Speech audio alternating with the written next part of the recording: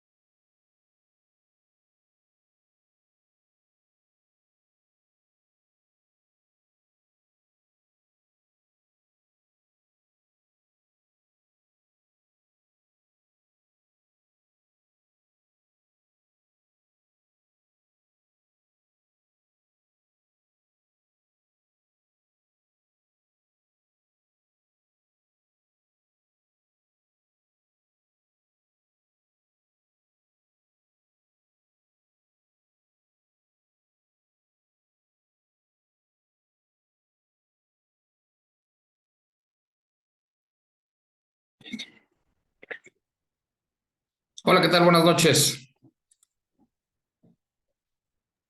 Buenas noches, saludable. Buenas noches, Carlos. Buenas noches.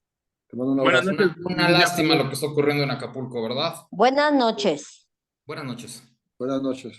Buenas noches. Sí, una tragedia, la verdad.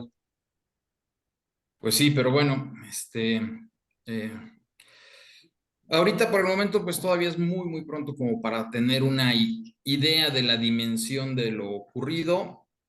Acapulco es la 27ª ciudad más importante del país, tiene alrededor de 700,000 habitantes, más o menos estamos hablando de 150,000 a 200,000 hogares de personas, estamos hablando de más o menos 300,000 trabajadores. Y bueno, lo más importante es que no hay recursos suficientes. Bueno, sí los hay, pero el presidente todavía no entiende la magnitud del desastre al que se van a enfrentar esta ciudad tan importante del país. Pero bueno, vamos a dar un minuto más y empezamos a las 7:05, si les parece bien, la presentación de lo que ocurrió en este peligrosísimo mes para invertir, que es octubre, ya decía Mark Twain. En Estados Unidos el año fiscal termina en septiembre y bueno, pues octubre normalmente ha tenido algunos altibajos importantes, algunos días negros en la historia bursátil. El crack, recordarán, en México por ahí, tuvo por ahí esas fechas, fue en septiembre, uno en 85, donde la Madrid. Lo que pasa es que los portafolios en septiembre concluyen operaciones y cierran operaciones en mercados emergentes y empiezan a regresar otra vez en octubre. También en octubre empezamos a conocer los reportes financieros de lo ocurrido en el tercer trimestre del año, de enero a septiembre de cada año. Y eso nos provoca, pues, ver cómo va la economía. En el caso de Estados Unidos, las tecnológicas han reportado bien. Un dato interesante, Google perdió estimados por $20 millones, tuvo ingresos por debajo en $20 millones en su área de inteligencia artificial y eso provocó que ¿cómo se llama? Que los inversionistas la castigaran con $20,000 millones. Increíble, pero también hay que señalar que los múltiplos en los que están operando las tecnológicas norteamericanas son increíblemente altos. El mundo está en una burbuja tecnológica muy importante, hay mucha apuesta por la inteligencia artificial, por la nube y demás. Y bueno, pues ahí andamos en esas, ¿no? Entonces, es importante señalar este tipo de cosas. Vamos para allá. Octubre es un mes complicadón, pero bueno.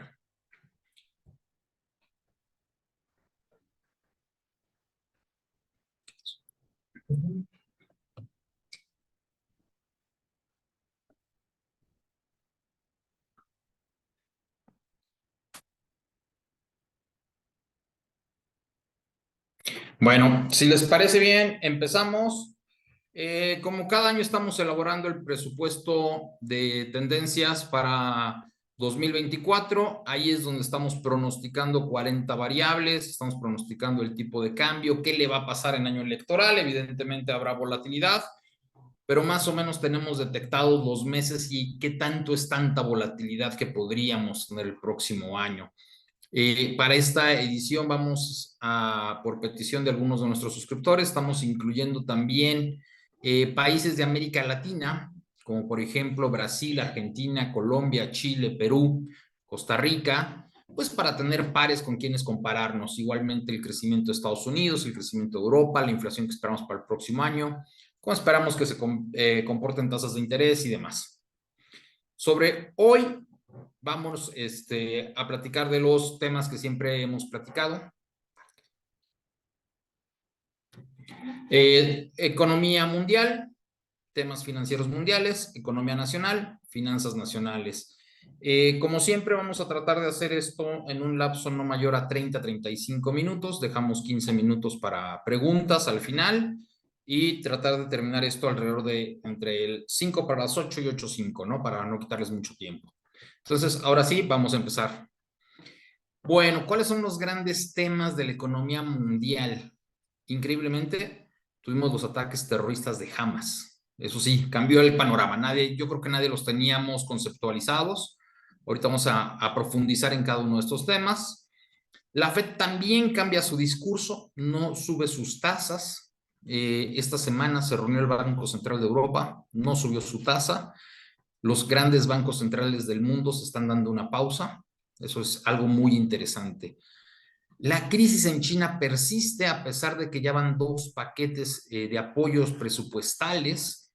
China, hay que recordar, tiene más o menos 3 trillones de dólares de reservas en oro, una gran parte. Otra parte importante está en papeles de Estados Unidos, aunque los ha estado vendiendo, es de los pocos países que ha estado vendiendo papeles de Estados Unidos, ha estado inyectando parte de su dinero a su economía y la crisis sigue y evidentemente, bueno, pues traemos petróleo caro. Cuando ya traíamos un precio del petróleo por debajo de los 75, regresamos a los 85 y la inflación que persiste. Entonces, bueno, pues el primer caso, los ataques de Hamas. Es interesante señalar que se dan exactamente 50 años después de la guerra del Yom Kippur del 6 de octubre de 1973. Hamas, que gobierna una parte de Palestina, la Franja de Gaza. Palestina está dividida en 2 zonas, Cisjordania y Gaza. Hamas tiene el control desde hace 10 años de Gaza y decide atacar a Israel. Es un ataque total y completamente inadmisible, deleznable. Todo lo que yo les puedo decir es poco, porque se hizo contra civiles, se hizo en territorio israelí y nunca debe haber pasado. Sin embargo, Hamas en estos ataques toma rehenes, cosa muy interesante, y dice tener más de 200 rehenes. Y aquí hay todo un tema, porque a diferencia del pasado, Israel, que hubiera querido ya invadir a Gaza, ha mandado llamar a 300,000 reservistas que se suman a 200,000 personas en su ejército. Tiene 500,000 de personas en su ejército dispuestos a invadir Gaza centímetro a centímetro y acabar con todos los túneles y lo que haya en Gaza. Hoy no lo puede hacer. Y la razón es que los primeros que morirían serían los 200 rehenes de Israel. Y entonces en las últimas 2 semanas, Hamas ha soltado a 4 rehenes, todas mujeres, y las primeras 2 es todavía más interesante el ajedrez geopolítico, porque uno de los Emiratos Árabes, Qatar, es el que negocia a favor de que las 2 mujeres estadounidenses sean liberadas por Hamas. Entonces ya no nada más estamos hablando de Israel, ya no nada más estamos hablando de Palestina, estamos hablando también de Qatar. Y Qatar es un emirato árabe donde sí hay petróleo.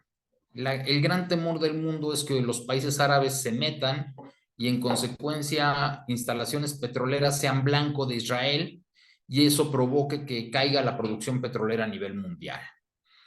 Entonces, bueno, mientras Hamas siga soltando a rehenes civiles israelíes, pues Israel no podrá entrar a Gaza como quisiera y en consecuencia pues el precio del petróleo, como ustedes ven en la gráfica, andaba ya sobre los 75, 78, lo vimos cercano a los $95, baja un poco y ahorita estamos viendo si mantiene este último canal de ascenso o baja por debajo de los $80, otra vez hacia niveles de 75, 85.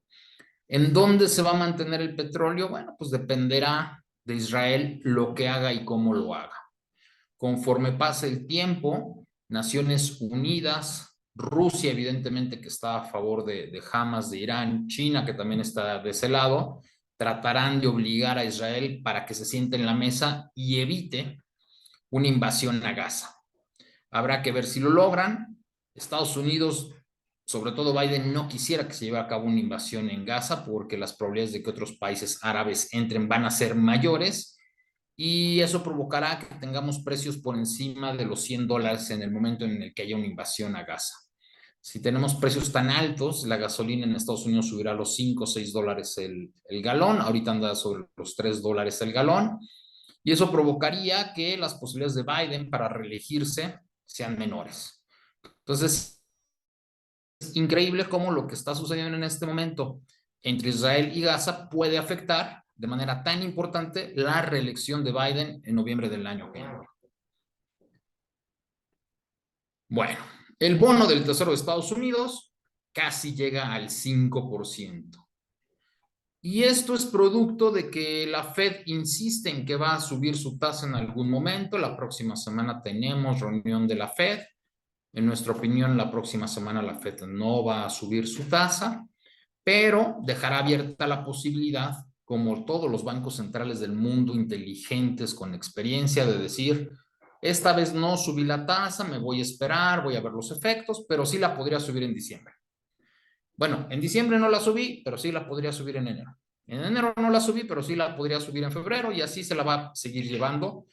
¿Qué es lo que deben de hacer todos los bancos centrales? No cerrarse la puerta. En México dijimos no. En México se nos ocurrió, nuestra banquera central no tiene mucha experiencia y ella dijo, yo ya no voy a subir la tasa. Eso no se debe de decir nunca por parte de un banco central.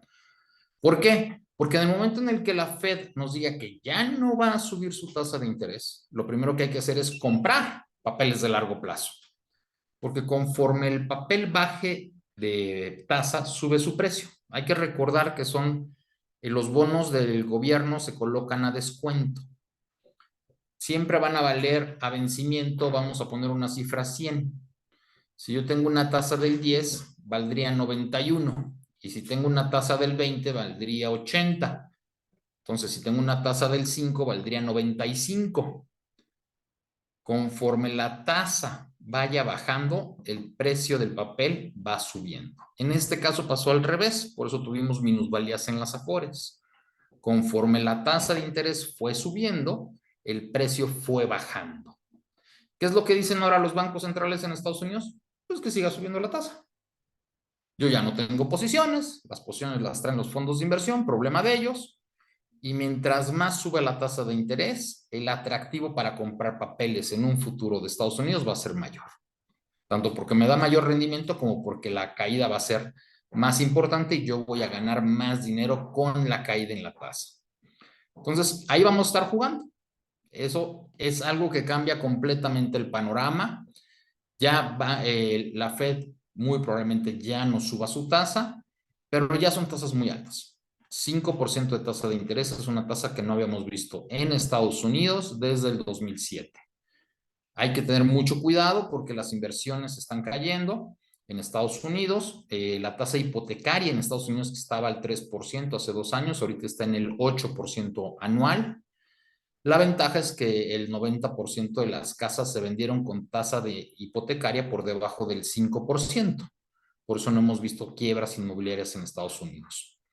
Pero ya la tasa está muy alta en este momento para comprar créditos en Estados Unidos y eso está reduciendo mucho el sector hipotecario norteamericano. Cosa curiosa, debería de reducir las remesas porque muchos mexicanos trabajan en el sector construcción en Estados Unidos, pero las remesas han subido. Otra prueba más en los hechos de que las remesas no son tan remesas que digamos. El otro tema es China. lo que les platicaba, China no sale adelante. Sí, ya dio a conocer que su PIB pasó de 4.3 a 4.9 entre el segundo y el tercer trimestre del 2023. Esas dos tasas son anuales. En el segundo trimestre había crecido una tasa anual del 4.3, al cierre 4.9, pero el yuan se sigue depreciando, ya está por encima de los 7.30 yuanes por dólar. Se está abaratando. Y que el yuan se abarate no es buena noticia, sobre todo para los productores de acero, los productores de cemento, los productores de vidrio. ¿Por qué? Pues porque caen los precios mundiales de las materias primas que produce y consume China mayormente. La crisis inmobiliaria en China se mantiene. En octubre, lejos de reducirse, se incrementó. China tuvo que llevar a cabo recortes en sus tasas de referencia, en sus tasas hipotecarias para ayudar a las personas y ni así sale adelante. Vamos a ver qué hace China en los próximos años, en los próximos meses sobre todo. Creo que seguirá utilizando parte de sus reservas para tratar de impulsar a su economía. Estamos viendo el sector automotriz chino. Ya traen autos muy interesantes eléctricos en 20,000 euros, aprovechando pues, los subsidios que está dando Europa para los autos eléctricos. Andan ya sobre los 400,000 pesos. Imagínense qué buen auto. Son precios muy interesantes para un auto eléctrico con una autonomía de 600 kilómetros. Y bueno, habrá que ver hacia dónde van. En México, de los 1.2 millones de autos que se van a vender este año nuevos, más o menos 250,000 van a ser chinos. Y eso que todavía no hay una sola planta en México, y todos esos autos pagan impuestos sobre importación, porque no tenemos tratado de libre comercio y no podemos tener tratado de libre comercio con China, porque China es una empresa que no es de mercado y es una economía que no es de mercado, una empresa de economía que no es de mercado, y el TEMEC nos prohíbe en todo momento tener acuerdos con economías que no sean de mercado. Entonces, China sigue siendo la segunda mayor economía del mundo, es el principal socio comercial de países en todo el mundo, incluidos Brasil, Argentina, Chile, Colombia. Entonces, lo que le termina pasando a China sigue siendo muy relevante para nuestros socios comerciales, para el mundo de las materias primas y para la economía en general. Entonces, vamos a ver qué hace el motor chino. Bueno, ahora vamos a algo más local, a México. Pues sí, les decíamos que octubre es un mes complicado para invertir en la bolsa. Tuvimos un mes muy complicado en la Bolsa Mexicana de Valores.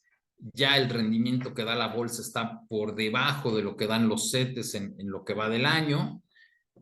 Mañana, en estos días, vamos a conocer un poco más sobre el crecimiento del PIB de México, pero sigue siendo un crecimiento que hay que tomarlo con cuidado, ¿no? El sector construcción no está creciendo al 45% anual, evidentemente.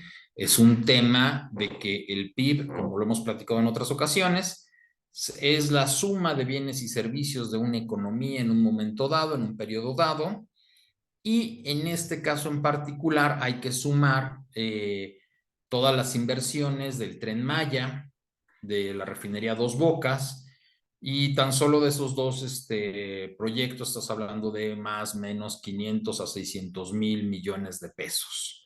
600,000 millones de pesos, pues son alrededor de 2% del PIB.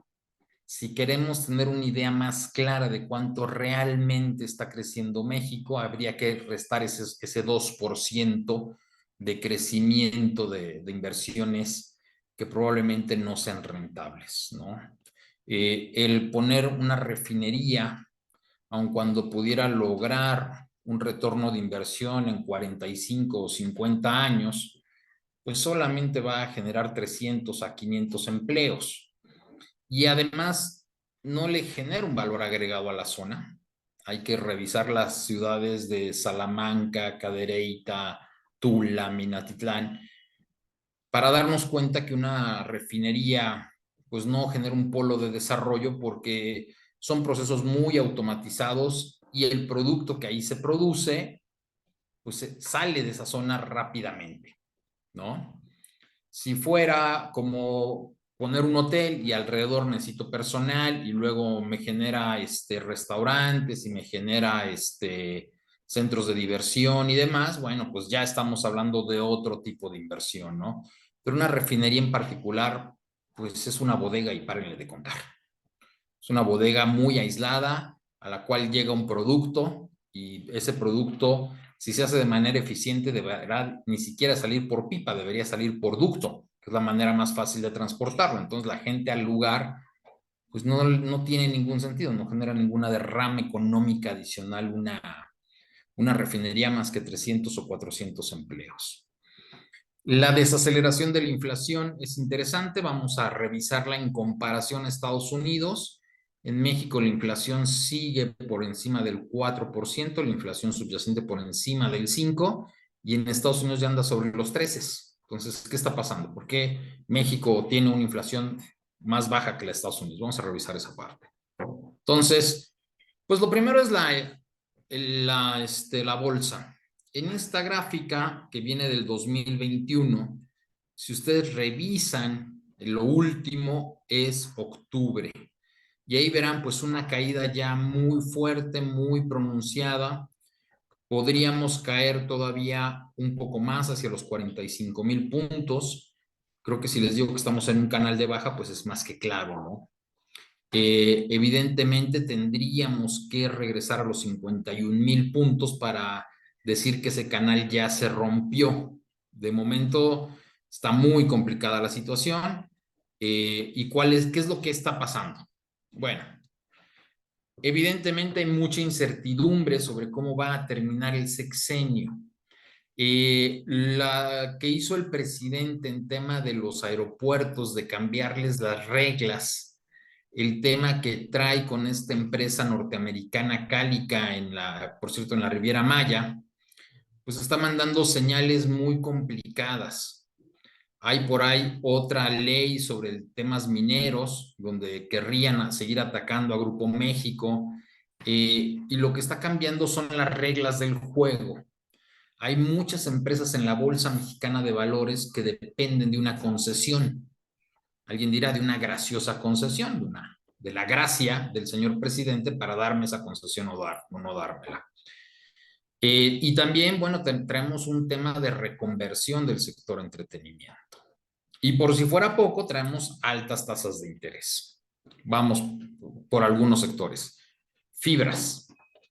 Pues si el rendimiento de la fibra es del 6 al 8% y el CETE me está dando 11%, pues hay que vender las fibras, ¿no? Si los aeropuertos van a tener menos ingresos y van a ser menos rentables y no sé cuánto y demás, pues hay que vender aeropuertos.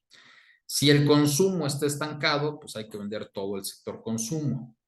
Si telecomunicaciones depende de una graciosa concesión, pues hay que vender el sector telecomunicaciones. Entonces realmente quedan pocas emisoras que no entren dentro de todos estos supuestos. Por eso vemos una caída importante. La otra parte tiene que ver con la apreciación anual.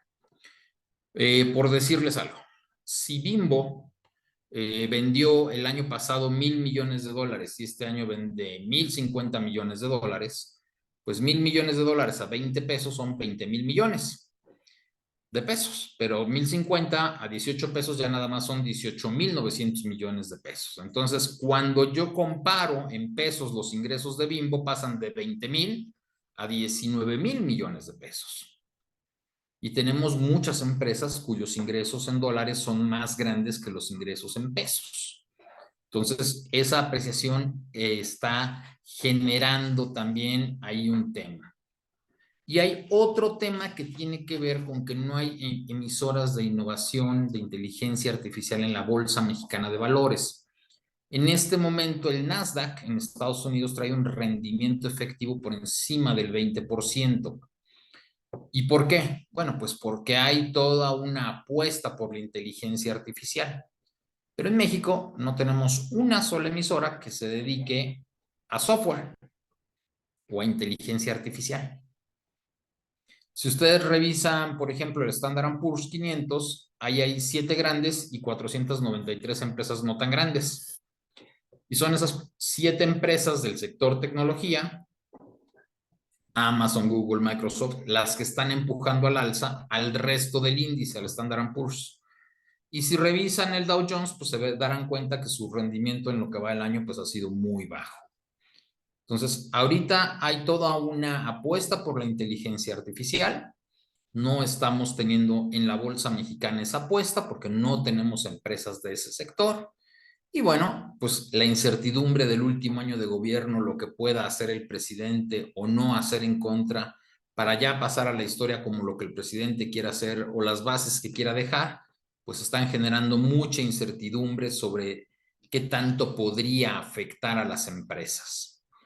Hay un par de iniciativas en el gobierno que tienen que ver con reducir la jornada laboral de 48 a 40 horas.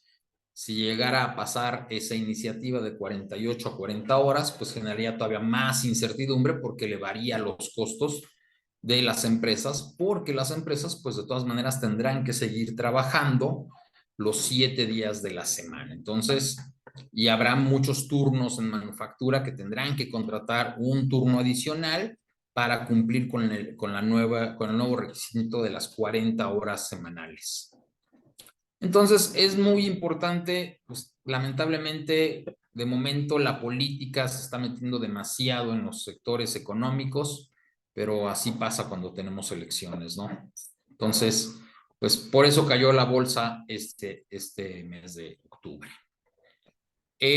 Lo que ya platicábamos, una declaración muy extraña, demuestra que la señora gobernadora de Banco de México no tiene mucha experiencia como gobernadora, no sabe mucho de expectativas y dijo ya no vamos a mover la tasa en 2023. Eso no se debe de decir, tendría que haber dejado abierta la puerta ante cualquier eventualidad.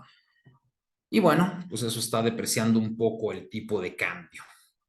La Fed obviamente no va a bajar su tasa, muy probablemente la va a subir o no la va a subir, pero lo que sí sabemos es que el diferencial entre la tasa en pesos y la tasa en dólares se ha recortado, se ha reducido el interés de los extranjeros por invertir en pesos, porque ha incrementado el interés de los extranjeros por invertir en dólares. Entonces, si los dólares me dan más y los mexicanos no me dan más, pues me voy a dólares, ¿no? Como platicábamos, el bono de 10 años de Estados Unidos pasó más o menos del 1% al 5% actual y el bono mexicano pasó del 9 al 11%. Seguimos siendo el país con grado de inversión a nivel mundial que paga la mayor tasa de interés, 11.25, es una tasa altísima, pero hemos perdido interés en comparación para los grandes fondos. La Fed la próxima semana tiene su reunión. Habría razones para subir la tasa, pero lo más probable es que no lo haga. Bueno, vamos a hablar ahora un poco del superpeso. Lo que platicábamos, la tasa en Estados Unidos anda en el 5.50, la de México anda en el 11.25. Hay una fuerte entrada de recursos por turismo, hay una entrada de recursos por exportaciones. Los nómadas digitales siguen en México trayendo una gran cantidad de recursos y evidentemente la depreciación actual que pasamos de 16.80 a 18.20 pues no tiene nada que ver con las elecciones 2024. Tiene que ver con un fortalecimiento del dólar a nivel mundial y eso ha provocado que los recursos salgan hacia Estados Unidos. También tiene que ver un poco en el mes de octubre con una cosa que nosotros llamamos un flight to quality, es decir, un vuelo a la calidad. Si hay un problema en Israel, en Gaza, yo debo de tener mi dinero lo más protegido posible y para lograrlo, bueno, pues no voy a estar en un mercado emergente, sino que voy a estar en un mercado seguro y Estados Unidos me da esa seguridad.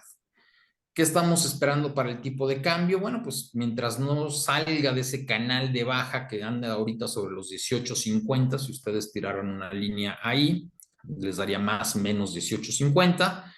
Todo indicaría que va a bajar, se va a mantener hacia entre los 17.10 y los 18.20. ¿Por qué está tan alto el spread? Bueno, pues porque traemos un spread impresionante de casi 20 pesos hasta casi 16.80, ¿no? Entonces, lo que sube, baja, lo que baja, sube, y suben esos diferenciales tan fuertes, ¿no? Nos gustaría que fuera de 1 o 2 centavos, pero pues, la volatilidad es enorme, ¿no? Pero lamentablemente así nos pasa en economías emergentes. La inflación se desacelera, la que está en verde es la de México, la que está en azul es la de Estados Unidos. ¿Por qué nos desaceleramos menos? Pues porque cuando en Estados Unidos bajaron los combustibles, aquí en México no bajaron. Nos mantuvimos en los 25, 24 pesos, 23 pesos en algunas zonas del país, porque los salarios están subiendo más en México, porque el presidente se le ocurrió una alza de salario mínimo del 20% en 2019, en 2020, en 2021, en 2022, en 2023, ¿no? Y en Estados Unidos los sueldos y salarios han estado subiendo entre el 3 y el 4%. En México han estado subiendo entre el 6 y el 8%. Y hay que recordar que México es más intensivo que Estados Unidos en mano de obra. Entonces, nos afecta en México muchísimo más el alza de sueldos tan alta en la formación de precios. Entonces, vamos a seguir viendo esta misma situación en los próximos meses. La inflación se seguirá desacelerando. Habría que tener cuidado otra vez con el tema del petróleo. Si sube por encima de $120 el petróleo, evidentemente podríamos tener un rebote en la inflación. La Fed dice y espera mantener esa tasa de inflación por debajo o cercana al 3% hacia el próximo verano. Yo creo que lo puede lograr. México lo podría lograr, y una vez que eso se logre, bueno, pues ya habrá las condiciones ahora sí para que empiecen a bajar las tasas de interés, ¿no? Pero por el momento no hay forma. Estamos todavía lejos en Estados Unidos del 2% y en México del 3%. Entonces no hay forma de bajar la tasa de interés. Ya casi para terminar, las conclusiones de octubre. Uno, estamos viendo un consumo estancado en México. Estamos viendo un crecimiento no tan real del PIB. Está muy, muy focalizado en el tema de construcción. Y cuando uno se mete al tema de construcción en obra pública, la construcción se divide en dos: edificación e industria y ingeniería civil. Y lo que tiene que ver con edificación es lo que tiene que ver con el sector privado. Y lo que tiene que ver con ingeniería civil, obras de ingeniería civil, tiene que ver con construcción del sector público. Edificación anda estancadón, anda creciendo un poquito, no mucho, y además muy focalizado también en ciertas zonas del país. Muy focalizado en el Bajío, muy focalizado en la frontera norte, muy focalizado en la península de Yucatán, y párenle de contar. Y en cambio, cuando nos vamos a construcción, a ingeniería civil, obra pública, esa es la que crece al 40-50%, una locura, ¿no? Entonces, bueno, pues hay que tener cuidado con estas cifras del PIB que vamos a conocer en los próximos días. Se mantendrán altas tasas de interés lo que resta del año. Hay que acostumbrarnos. Ese es el objetivo de Banco de México, además, desacelerar el consumo, eso también hay que señalarlo. Pero es porque eso es lo que están tratando de hacer los bancos centrales en todo el mundo. Reducir el consumo para que se reduzca la inflación, que regrese a tasas del 2-3%, y una vez que lo logren, poder bajar la tasa de interés el próximo año, más o menos hacia mediados, empezar a bajarla, ver si pueden mantener eso en la segunda mitad del próximo año. Lamentablemente, el presidente y sus decretos en contra de empresas mexicanas y norteamericanas, pues genera una elevada incertidumbre, ¿no? Y el presidente ya controla el Congreso, entonces un decreto de esta naturaleza podría pasar en el Congreso siempre y cuando no requiera una reforma constitucional. Tendrá los votos necesarios de 251 votos en diputados y 65 votos en senadores para que pueda pasar. Y eso pues está generando mucha incertidumbre. Sabemos que tenemos que hacer grandes cosas, sabemos que tenemos la oportunidad del nearshoring, pero el nearshoring se está quedando corto porque no hay energía verde suficiente. Lamentablemente la CFE no está haciendo lo necesario, no pudo inaugurar una sola nueva planta de energía en todo el sexenio, es increíble, pero parece ser que así le va a ir. Dos Bocas ya fue inaugurado 2 veces y pues no va a producir más combustibles. Pero lo importante tiene que ver también con el Estado de Derecho, con la seguridad. Tenemos problemas muy importantes de seguridad en varios puntos del país que no permite que lleguen nuevas inversiones. A nivel mundial, bueno, pues tenemos por un lado el tema de las tensiones entre Estados Unidos y China. Para México es buena noticia. Hay incentivos para invertir en México. Lo que está saliendo de China, inversiones que seguirán saliendo de China, tendrán que irse a un lugar y México, a pesar de los pesares, es un buen lugar para llegar. Seguimos con el tema de la transición energética. Conforme suben los precios del petróleo, hay más incentivos para invertir en nuevas pilas, para invertir en nuevos paneles, para invertir en energía eólica. Y bueno, pues en octubre, terminamos octubre con este conflicto entre Israel y Hamas, que evidentemente amenaza a países árabes y amenaza el suministro de petróleo a nivel mundial, y eso podría provocar inflación, que era donde empezamos. Tuvimos que subir la tasa de interés, o los bancos centrales tuvieron que subir la tasa de interés por la elevada inflación, y ya pasamos por lo más complicado, que era bajar la inflación, bajar el consumo, buscando una baja inflación, y ahora el precio del petróleo podría echar por la borda todos los esfuerzos que se han hecho si es que el precio del petróleo llegara a $120. Ni Israel ni Palestina, como todos sabemos, tienen instalaciones petroleras, no son productores petroleros, pero evidentemente los vecinos, los árabes, sí lo son. La OPEP de los 100 millones de barriles controla alrededor de 30 millones de barriles. Rusia controla otros 10, ya son 40, y evidentemente Rusia apoyaría cualquier tema de la OPEP, porque Rusia en este momento requiere recursos para su guerra con Ucrania. Entonces, uno de los grandes beneficiados de que subiera el precio del petróleo a $120, pues sería, cosa curiosa, Rusia, y el otro sería Biden, porque los norteamericanos se molestarían con, sería Trump, porque los norteamericanos se molestarían con Biden por una gasolina cara, y en el periodo electoral podrían votar por Trump con la promesa de que bajaría la gasolina, y en consecuencia uno de los más afectados sería México. Porque si Trump llegara a Estados Unidos sería un problema importantísimo, ya lo estaremos analizando en presupuesto, pero hay que tenerlo siempre en cuenta. Y bueno, con eso concluimos, son 7:40. Si les parece bien, pasamos a preguntas y con todo gusto. A ver, vamos a empezar con la primera. Nos pregunta Juan Carlos Arellano, ¿cómo va a estar el Nasdaq?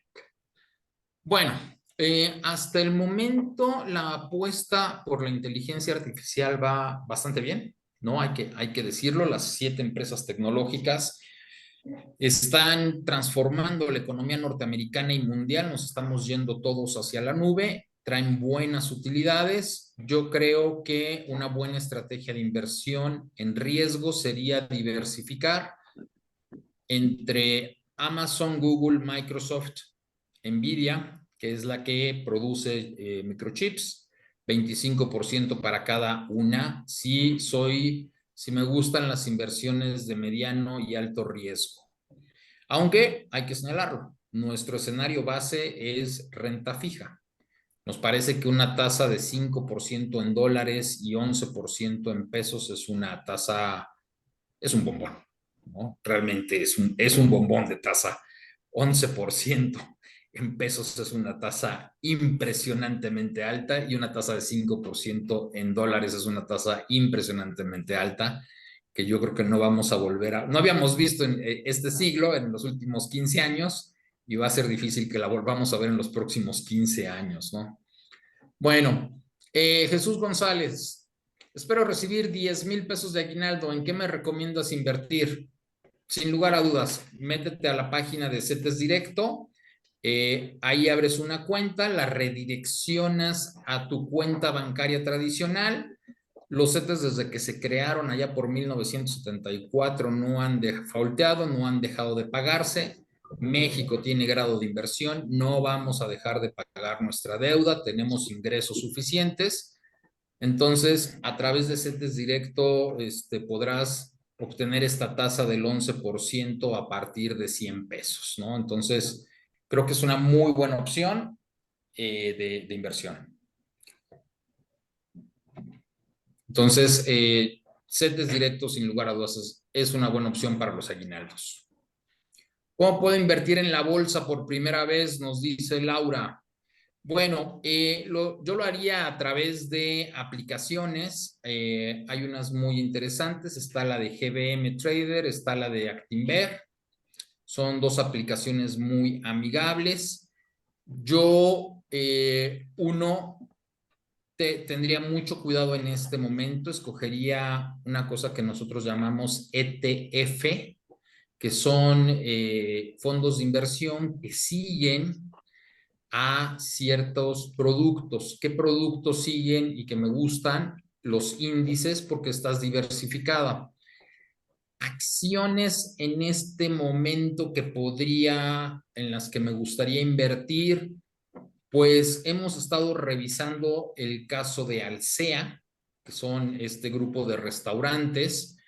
Están haciendo un muy buen trabajo esta emisora, pero de todas maneras hay que tener cuidado porque el mercado en general va a la baja, ¿no? A través de el SIC, es el Sistema Internacional de Cotizaciones, SIC de la Bolsa Mexicana de Valores, ustedes pueden invertir en acciones de Estados Unidos cotizando en pesos. Vamos a suponer que una acción que a ustedes les gusta cotiza en $100. Bueno, esa acción, si el peso está en 18.30, costará 1,830 pesos. Y si el peso sube a 18.50, pues costará 1,850 pesos la misma acción. Entonces, ahí van a tener dos riesgos, pero es lo que nos pasa a los mexicanos cuando invertimos en acciones de Estados Unidos, ¿no? Traemos un riesgo cambiario y un riesgo de lo que le va a pasar a la acción en particular. Pero yo, otra vez, si les gusta el riesgo, las tecnológicas son una buena opción en este momento. Cosa curiosa, las empresas petroleras serán una buena acción en este momento en Estados Unidos, en los próximos 2-3 meses por el conflicto. Otra acción sería Grupo Peñoles. También podría ser interesante. Grupo Peñoles, para los que invierten desde Estados Unidos, es la empresa minera de oro que tienen más cerca, ¿no? Cosa interesante. Entonces, puede ser otra opción, pero insisto, la base en este momento no sería renta variable, sería papeles de deuda. Ya no le llamamos renta fija, ahora ya le llamamos papeles de deuda. Bueno, sector servicios. Ok, ¿qué esperamos para las pequeñas empresas para el próximo año? Nos pregunta Rafael Bersunza. Bueno, dependerá del sector servicios. ¿Qué es lo que estamos viendo? ¿Qué es lo que estamos viendo ¿cómo se dice? En el sector servicios. Antes de la pandemia, vamos a ponerlo en tres partes. Tuvimos una caída muy fuerte durante la pandemia, básicamente pues porque nos quedamos en nuestras casas y no ocupábamos nada del sector servicios. Y entonces, pues nos hartamos de estar en casa y en cuanto terminó la pandemia todo el mundo nos salimos y el viaje que no hicimos y el restaurante al que no conocimos y esto y aquello y bla, bla, bla y no sé qué, ¿no? Entonces hubo una gran cantidad de demanda del sector servicios después de la pandemia. Pero en los últimos 3 a 4 meses ya hemos visto que también ese sector se ha desacelerado conforme otra vez la gente regresa al ritmo. Esto es, sí, después de la pandemia hice 1 o hasta 2 o hasta 3 viajes, pero ya después de 3 viajes ya tenía yo que ponerme a trabajar otra vez, ¿no? Sí, después de la pandemia visité los 5 restaurantes que yo tenía muchas ganas de conocer, pero ya me tengo que poner a trabajar, ¿no? Entonces, otra vez estamos reduciendo nuestra actividad en el sector servicio hacia niveles prepandémicos, un viaje al año o 2 viajes al año. Ya no estoy yendo 5 veces al cine al mes, ahora voy a ir una vez al mes. Teatros, la gente está regresando, conciertos, la gente está regresando, pero hay una desaceleración en el sector servicios. Entonces va a ser muy importante cuál sea esta área del sector servicios a la que se refieren. De todas formas, después de la pandemia, el ser humano se quedó con el tema de la experiencia. A la gente le gusta la experiencia, le gusta salir. Y por un lado, y por el otro lado, aquellas actividades que podamos sustituir en comercio electrónico, la gente las va a sustituir. Estamos viendo que la venta de catálogo y de comercio electrónico está creciendo a tasas del 30 y 35% anual. Si yo quiero un vaso, por decir algo, pues si lo veo en Liverpool y lo veo en el catálogo y en el catálogo me sale 20% más barato y me llega mañana a mi casa, pues voy a comprar el vaso en el catálogo. Si en cambio es ir al restaurante y pedir la hamburguesa y pasármela muy bien con mis amigos o pedirla a la casa, pues probablemente sí voy a ir al restaurante a pasarla bien con los amigos, a cumplir con esa experiencia. Entonces, hay una revalorización de las experiencias y de lo que es el consumo electrónico. Y evidentemente vamos a seguir con un mayor consumo electrónico, pero ya no tanto como lo teníamos en la pandemia. En la pandemia pues no nos quedaba de otra, todo el mundo tuvimos que aprender. Las empresas de telefonía están reportando que mientras en la pandemia las personas compraron celulares de gama alta, lo cual para el caso de México era muy extraño, normalmente somos un mercado de gama media, ya ahorita estamos regresando a renovar celulares de gama media, ya no de gama alta. Y la razón es que ya no tenemos que estar tan hiper ultra conectados, ya estamos haciendo otras cosas y lo que les platicaba, el sector servicios recupera una parte de mi ingreso, ¿no? Bueno, ¿qué opinión tienes de la incursión de las pequeñas y medianas empresas en la Bolsa Mexicana de Valores? Es complicado todavía. Creo que lo primero que hay que hacer es colocar deuda. La colocación de deuda es el primer paso para cualquier empresa que quiera incursionar el día de mañana en la Bolsa Mexicana de Valores. ¿Por qué es importante colocar deuda para una empresa y a partir de cuánto? Más o menos 100 millones de pesos sería el monto más pequeño. Uno, porque van a ser calificadas. Dos empresas de calificación van a revisar sus estados financieros que tienen que ser auditados. Muchas veces las pequeñas empresas ni siquiera saben que tienen que ser auditados por terceros sus estados financieros. Entonces, hay todo un proceso y además, cuando yo coloco deuda, al igual que cuando coloco acciones, me tengo que abrir y le tengo que decir al mundo para qué sirve mi empresa, cuáles son las ventajas, cuáles son los riesgos, cuáles son las oportunidades que yo como empresario veo, etcétera, etcétera. Y ese proceso no siempre es sencillo para las empresas, porque dicen, ¿y por qué le voy a dar mi información? Pues porque quieres mi dinero, punto. Entonces, si quieres que yo confíe en ti, tú tienes que confiar en mí y mí puede ser cualquier empresa de la competencia, ¿no? También hay que ser conscientes que el yo abrir mi empresa a que otras empresas de la competencia conozcan mis cifras, pues a lo mejor no me gusta en un principio, pero al mismo tiempo puede ser la oportunidad para que alguien llegue y diga, oye, tu empresa vale 150 millones de pesos, yo te doy 200 millones de pesos por tu empresa. Bueno, pues puede ser una operación de me voy a aliar con alguien más o cuando una empresa norteamericana está buscando gente en México para que lleve a cabo tal o cual proceso, pues el que yo haya decidido abrirme a través del mercado y cotice deuda, ni siquiera acciones, deuda, hace que yo sea una empresa muchísimo más atractiva que el resto de las empresas del sector. Uno, porque es liderazgo, y dos, porque es apertura, y tres, porque es jugar en la misma cancha de valores entendidos de todos tenemos que ser abiertos, todos tenemos que tener un gobierno corporativo y todos estamos jugando bajo las mismas reglas.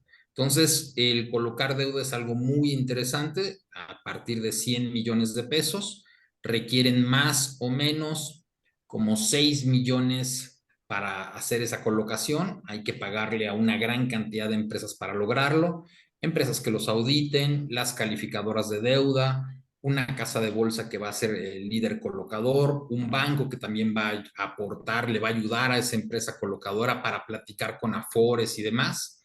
Proyectos de 100 millones de pesos son muy pequeños para las Afores y para los bancos para tomar esos papeles. Entonces, si es un buen proyecto, si es un buen papel, muy probablemente van a encontrar quien compre esa deuda, y sería el primer paso que yo les recomendaría para entrar a bolsa para las empresas medianas, ¿no? Las muy pequeñas creo que no va a ser atractivo porque de todas maneras hay que gastar una cantidad importante para lograrlo, los 5 o 6 millones de pesos. Entonces, si pides 10 y te vas a gastar 6 en gastos, pues no tiene mucho sentido, ¿no? Pero a partir de 100 millones de pesos puede ser. Normalmente en la primera colocación lo que se recomienda es un swap de deuda. Esto es, todas las empresas al ir creciendo tienen un crédito con Bancomer, un crédito con Banamex, un crédito con los autos. Entonces, lo que se recomienda es que como el mercado no me conoce, no sabe qué tan buen pagador de deuda soy, coloco los 100 millones para pagar esos 100 millones que tengo en créditos. Y entonces ya el mercado me va conociendo que si soy un buen pagador de deuda, que si tengo los recursos, que si estoy creciendo como digo que estoy creciendo. Y ya después hago una segunda colocación por otros 100 millones para un nuevo proyecto y así voy creciendo, ¿no? Entonces, normalmente la primera colocación se recomienda que sea un swap de deuda, ¿no?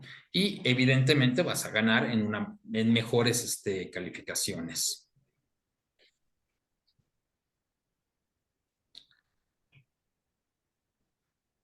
¿Qué esperamos? Bueno, está ya. Del 1 al 5, ¿qué tan grande es el riesgo de incursión de Israel en Gaza? 5.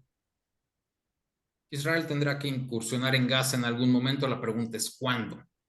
¿No? O sea, y aquí hay otro tema. Dentro de esta estrategia de ir soltando rehenes, Gaza quiere cansar a Israel. Pero hay que recordar que en el mundo hay 15 millones de judíos y hay 1.800 millones de personas que creen en el Islam.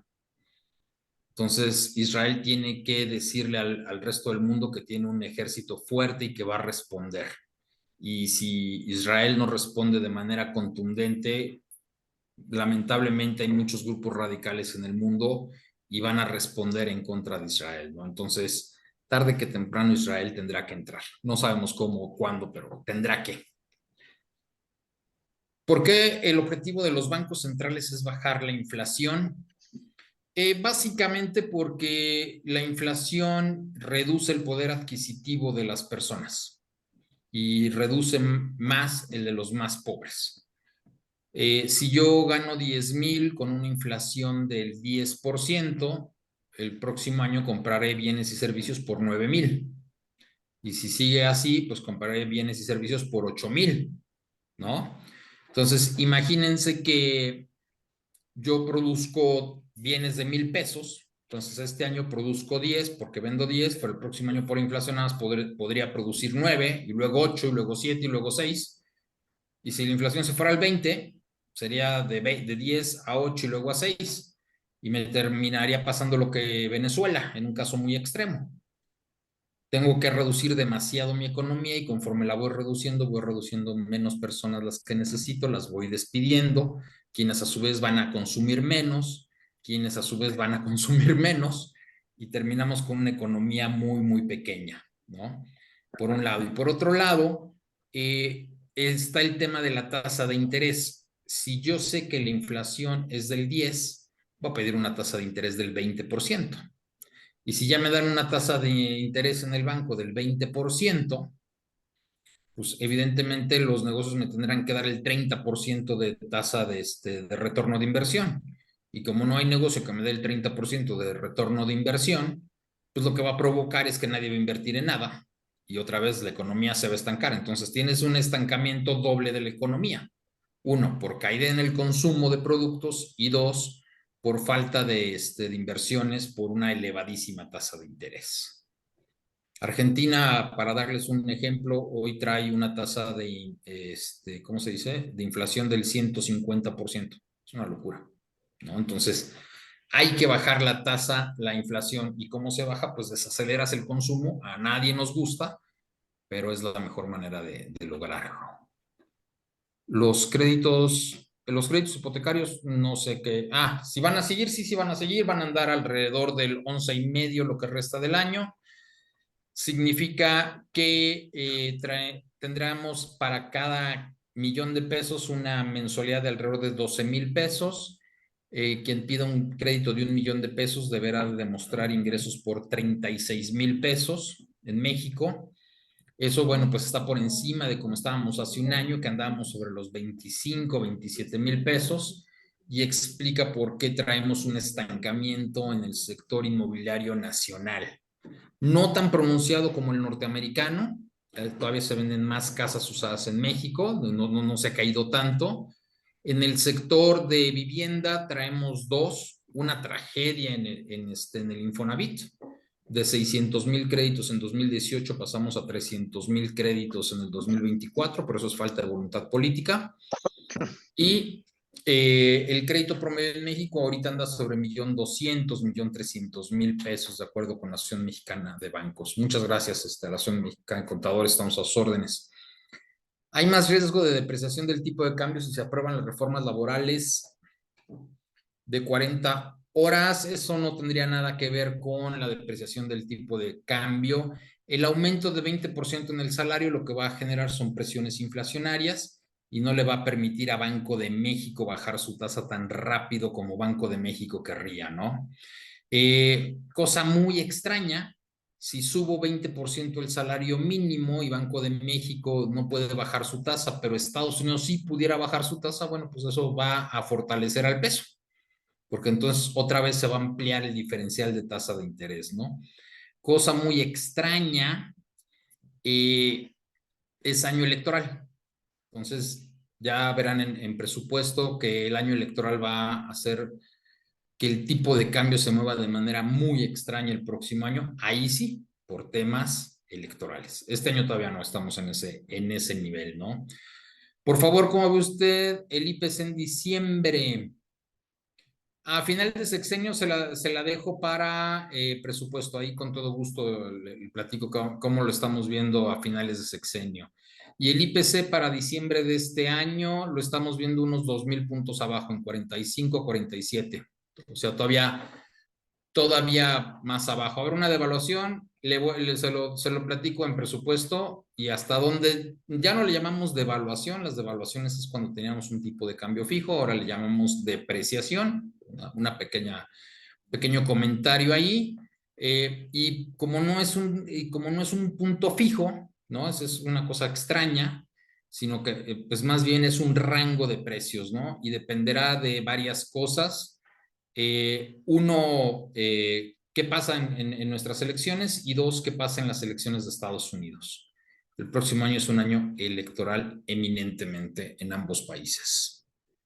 Muchísimas gracias a la persona que amablemente nos felicita. El tipo de cambio, 17.50, 18.50 para fines de este año. ¿Cómo se advierte el papel de las cooperativas en la economía? Bueno, pues cada vez hay menos cooperativas en nuestra economía. Las cooperativas yo creo que podrían pasar hacia una sociedad civil. El presidente trató de hacer cooperativas, no le ha dado resultado. Tienen muchas complicaciones para su manejo interno las cooperativas. El mayor problema, yo les diría, son dos.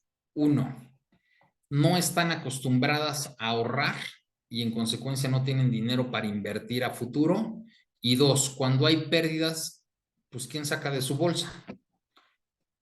Lo que pasa con una empresa es que cuando hay pérdidas, pues los dueños piden préstamos de su propio patrimonio, y pues son los que se vuelven a arriesgar, y puede quebrar la empresa o puede seguir adelante. Pero en una cooperativa, cuando hay pérdidas, pues no todo el mundo dice, todos vamos a poner en hipoteca nuestra casa, ¿no? Entonces, eso les genera muchos problemas a las cooperativas, y lamentablemente en una cooperativa muchos son amigos, muchos son familiares, y entonces cuando hay que escoger al mejor director de finanzas, pues escogemos al tío, al primo o al sobrino, en lugar de escoger a la mejor persona para el puesto. Y cuando escogemos al de sistemas nos pasa lo mismo, y como la competencia sí escoge a los mejores y corre a los que no son tan buenos, pues la competencia va creciendo más rápido que nosotros, porque nos vamos relegando, porque vamos perdiendo competitividad. ¿Cuál es el mejor plazo para invertir en CETES? Yo pondría, si no requiere el dinero, yo metería 50% a 28 días y 50% a 6 meses. La tasa de 6 meses ya está casi en 12%. Es una maravilla de tasa. Entonces, ¿cómo se dice? Entonces, yo me iría a 50% cada 28 días y 50% 6 meses. Si le quema las manos el dinero, bueno, pues 28 días, ¿no? O 6 meses, ya es cosa de cada quien, pero yo me iría 50%, 50%. En CETES directo pueden ponerle 100 pesos en uno y 100 pesos en otro, 500 en una, 500 en otro, jugar y divertirse ahí un buen rato. ¿Qué podemos esperar del comportamiento del crecimiento económico? Tendremos una economía muy dinámica en la primera por el gasto electoral y viene fuerte. Armando, esa te la dejo en presupuesto. Para eso es precisamente presupuesto, para platicar de esas variables. Ahí están nuestros datos, está todo para que te contactes ahí con la gente.